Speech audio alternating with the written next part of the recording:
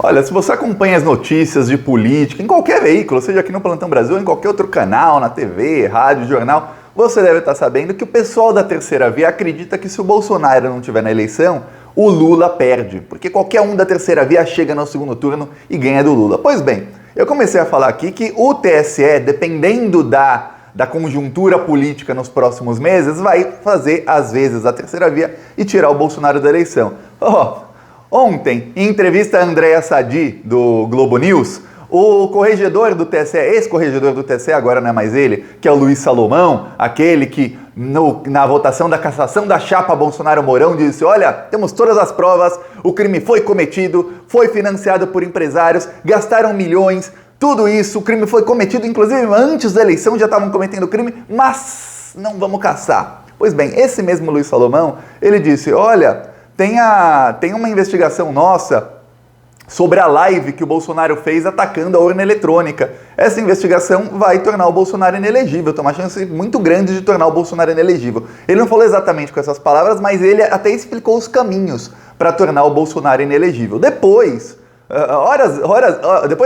Horas antes, o Barroso, ele estava numa convenção sobre fake news e ele falou a mesma coisa. Ele falou: peraí, tem coisa aí, tem coisa aí. Dependendo da conjuntura, não tenha dúvidas, o Bolsonaro estará fora da eleição. Eu vou explicar os caminhos e o que falou o Barroso e o que falou o Luiz Salomão, como eles vão fazer para tornar o Bolsonaro inelegível antes de 2022 e aí abrir caminho ou para alguém do PSDB, e vamos lembrar, o Luiz Salomão e o Alexandre de Moraes são PSDB, ou para o Sérgio Moro, que é assim com o Barroso, Fux e Fachin são os três amigões do Sérgio Moro ali no Supremo Tribunal Federal. Mas antes, um segundinho, se você é fora Bolsonaro, inscreva-se aqui no canal, aproveita e curte o vídeo, porque aqui é a oposição real ao desgoverno Bolsonaro, não é igual esse pessoal da terceira via que finge que é oposição, mas todos apertaram 17 na urna, todos votaram no Bolsonaro e todos, se precisavam, apoiar o Bolsonaro lá, dependendo de como o Bolsonaro reage nos próximos meses, vão todos apoiar o Bolsonaro contra a esquerda. Então, se você é fora Bolsonaro de verdade, inscreva-se aqui no canal, aproveita, se você já é inscrito, curte o vídeo. No fim do vídeo eu vou mostrar um trecho do nosso carro de som denunciando os crimes do Bolsonaro nas ruas, lá no Nordeste. Agora vamos falar sobre o que disse Luiz Salomão a Andréa Sadi e o que disse o Barroso também num evento. O Luiz Salomão, ele começou a explicar, ele começou a falar sobre um processo que cassou primeiro o mandato do Francisquini, que é um deputado bolsonarista, que foi o deputado estadual mais votado da história, assim, pelo menos em proporção, deputado estadual do Paraná. Com a cassação dele, outros 4 deputados bolsonaristas também perderam mandato, porque mudou o coeficiente eleitoral e todos eles perderam mandato e foram substituídos, esses 5, por 4 que não são bolsonaristas e um só que é bolsonarista. Ok. Ele explicou, o Francisquini, ele foi cassado porque ele no dia da eleição, veja bem, era no dia da eleição, muita gente já tinha votado quando aquilo aconteceu. Ele fez uma live no Facebook que foi visualizada por mais de 7 milhões de pessoas e nessa live ele falava que a urna eletrônica não funcionava, que a urna era passível de fraude, enfim, fazer aqueles ataques à urna eletrônica que o Bolsonaro fez nos últimos meses. A gente tá careca de saber, bom, não tô muito careca, mas a gente tá careca de saber dos ataques que fez o Bolsonaro à urna eletrônica e esses ataques pararam justo no dia 7 de setembro. Foi logo dia 7, o Bolsonaro fez um discurso, o último atacando as urnas. Dia 9, o Bolsonaro pediu desculpas para o Alexandre de Moraes e a partir de então ele não falou mais do assunto. Ok, desde então, né? Ok. Aí, explicando sobre isso, ele disse: olha, tem uma investigação em que a gente está na fase de colher provas, que é sobre a live que foi feita pelo Bolsonaro, em que ele falava também a mesma coisa sobre a urna eletrônica. E vamos lembrar de uma coisa, quando você compara, se você assistir a live do Francisquini e saiu do ar, mas para quem assistiu, e eu assisti parte da live, se inscreve aí no canal, tem que assistir cada bandido falando abobrinha, se inscreve. Se você comparar o que falava o Francisquini com o que falou o Bolsonaro naquela live, é o mesmo discurso. É exatamente a mesma coisa. Inclusive, dá pra perceber que a live do Bolsonaro foi baseada na live do Francisquini, que teve o mandato cassado. Só que tem um problema. O Francisquini falou aquilo durante a eleição e tudo mais. Ele ainda não era deputado estadual. Ele era simplesmente um delegado que era candidato a deputado. Ele não fez aquela live com dinheiro público. Ele simplesmente pegou o celular dele, colocou num tripé, assim como eu tô fazendo aqui, e começou a falar pra câmera. O Bolsonaro não.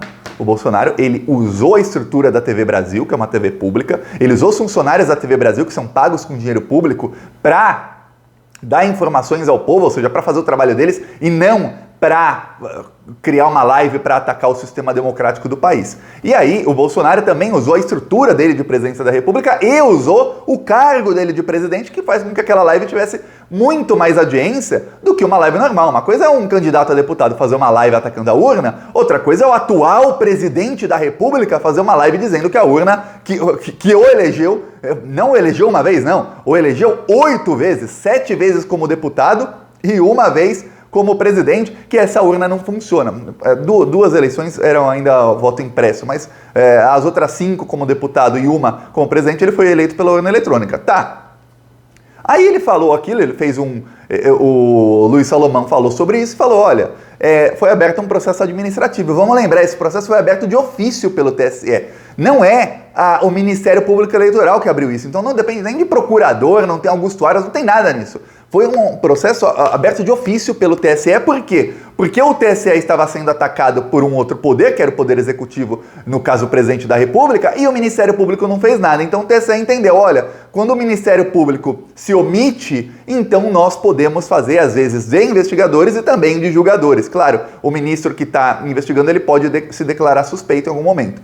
Tá, ele disse, olha, sem usar nomes, hein? Sem usar nomes, isso o Luiz Salomão. Se algum dos suspeitos, depois a gente colher as provas, algum desses suspeitos a gente descobrir que realmente ele cometeu os crimes que a gente pensa que foram cometidos, aí esse processo administrativo se torna um processo judicial e aí pode ser cassado a chapa se ele tiver algum cargo. Ele até ameaçou a cassação da chapa por uma coisa que foi depois da eleição, para você ter ideia. Pode ser cassada a chapa ou, mesmo se isso não acontecer, posteriormente, algum candidato pode entrar no TSE com um pedido para cassar a candidatura e tornar inelegível essa pessoa, caso tenha cometido os crimes. Nós ainda estamos colhendo as provas. Ele fala como um juiz. Eu posso falar aqui como quem não é juiz do caso e quem pode falar. Eu vou falar, todo mundo tem as provas, todo mundo sabe que o Bolsonaro cometeu o crime, todo mundo sabe que o Bolsonaro estava lá na live, inclusive na live era uma bancada, estava o Bolsonaro, e aí do lado dele um militar, que era quem apresentava, ou seja, todo mundo sabe disso.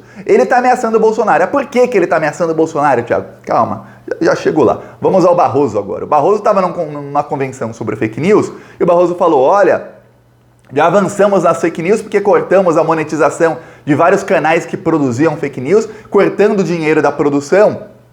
A gente já avança muito, mas a gente vai avançar ainda mais porque a gente vai coibir as fake news em 2022, né? Vai ter que ser uma eleição livre de fake news. E aí o Barroso fez uma ameaça direta, ele falou, quem tentar fazer disparos em massa com fake news, essas pessoas não apenas serão tornados inelegíveis, terão suas candidaturas cassadas, como os responsáveis serão presos. Falou Barroso, um discurso muito parecido com o que disse o Alexandre de Moraes na votação em que o Alexandre disse, olha, o Bolsonaro cometeu crime em 2018, vai ficar por isso mesmo, hein? Fica o aviso, hein? Não faça mais, porque se fizer em 2022, vocês vão presos. Quer dizer, 2018 esquece e fica impune. Ok. Qual é o caso aí?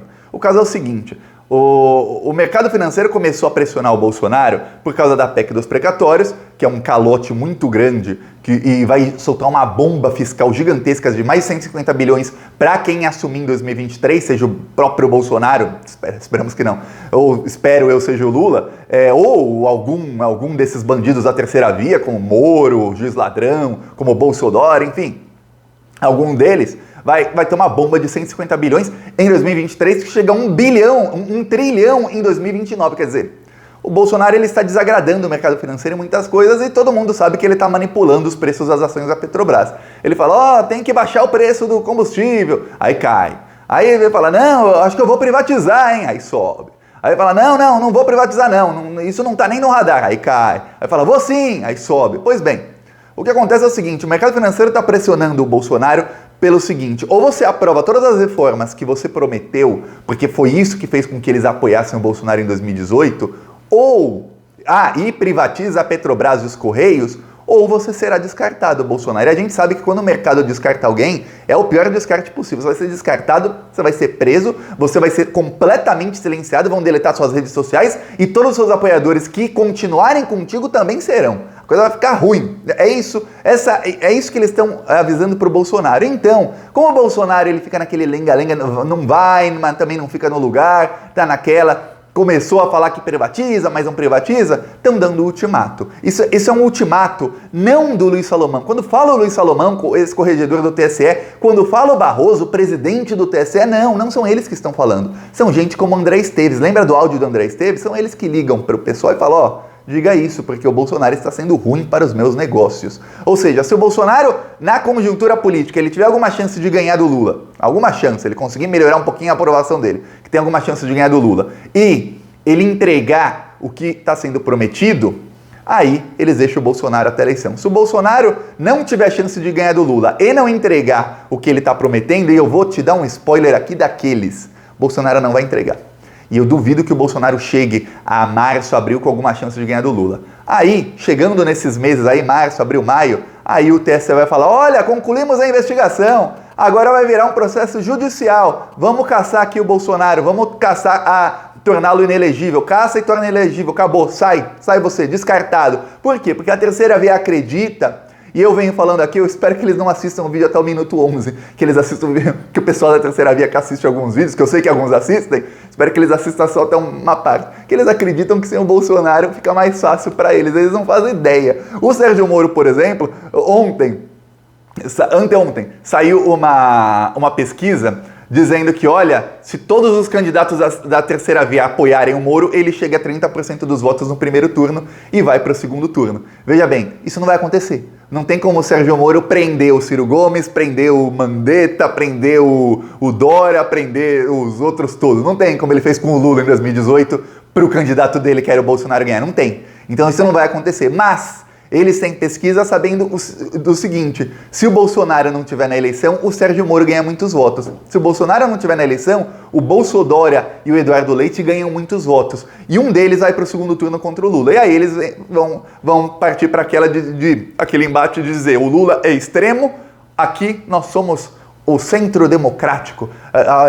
Olha, quando eu vejo algum analista da Globo, aqueles analixos, não é analista, é analixo da Globo dizendo o centro democrático, a terceira via, não são centro, não são democráticos, todos eles apoiaram o golpe de Estado contra Dilma, todos eles apoiaram a prisão sem provas do Lula, sabendo que a prisão sem provas do Lula faria com que o Bolsonaro ganhasse a eleição, o mesmo Bolsonaro que já prometia bater em repórter, que já dizia que gay tem que morrer mesmo, que já dizia que ia tentar dar um golpe, como tentou dar o golpe. Não conseguiu. Então esse centro democrático que apertou 17 vai se pintar como os democráticos e o Lula como a pior coisa que existe no mundo. E se precisarem, eles corroboram com as fake news do Bolsonaro de que, olha, o Lula é financiado por narcotráfico. Você não vê. O pessoal da Globo desmentir essa fake news. Você não vê. Sai na Record e tudo mais, o PT já está processando a Record, mas você não vê desmentirem. Por quê? Porque pode ser útil a eles. Assim como o Bolsonaro dizia, tudo que era, o Paulo Marinho, que coordenava a campanha do Bolsonaro, dizia, tudo que era útil e chegava pra gente, fake news ou não, a gente soltava, fazia os disparos no WhatsApp. Fake news ou não. A grande mídia contra o PT é a mesma coisa, não querem saber se é verdade ou não. É ruim pro PT, a gente solta a notícia e dane-se. É isso que eles vão fazer. Então, vamos ver agora a conjuntura política, mas o pesadelo do bolsonarismo pode acabar muito antes do que nós imaginamos. E tudo isso depende do próprio Bolsonaro. Eu vou falar. Bolsonaro não sabe articular. O Bolsonaro tá para ter agora as piores derrotas do seu governo nas próximas 2-3 semanas. Ele vai mostrar que ele mesmo comprando votos, gastando bilhões, ele não sabe articular. Então tá bem ruim a coisa pro Bolsonaro e ligou o alerta vermelho no bolsonarismo. Eles entenderam o recado. Não pense que o Bolsonaro não entendeu o recado. Ele entendeu o recado. Quem não entende ou finge que não entende o recado é o pessoal da mídia. Você vai lá na Globo, no Antagonista, não sei onde, e ver se eles conseguem entender que o Barroso e o Luiz Salomão, Barroso que é Sérgio Humorista, lava-jatista, e assim com o Moro, ó, tão bandido quanto o Moro, e o Luiz Salomão, que é PSDB junto com o Alexandre, que o recado deles não é, olha, talvez caçemos o Bolsonaro, não. O recado é o seguinte, o Bolsonaro, você faz o que foi acordado lá em 2018 e que você não prometeu e não fez até agora, ou você será descartado. Essa é a mensagem pro Bolsonaro. Vai ficar ruim a coisa pro Bolsonaro, que eu sei que ele não vai fazer, vai acabar preso. Mas não tem... Thiago, não vão presos nunca. Vai sim. Ó, vou mostrar aqui o carro de som lá no Rio Grande do Norte. Se você também é contra Bolsonaro e esse desgoverno, se inscreva agora no canal Plantão Brasil no YouTube. Olha o desemprego, deixa o povo em alvoroço. A fome tá de volta, o povo na fila do osso. E o gás tá caro, gasolina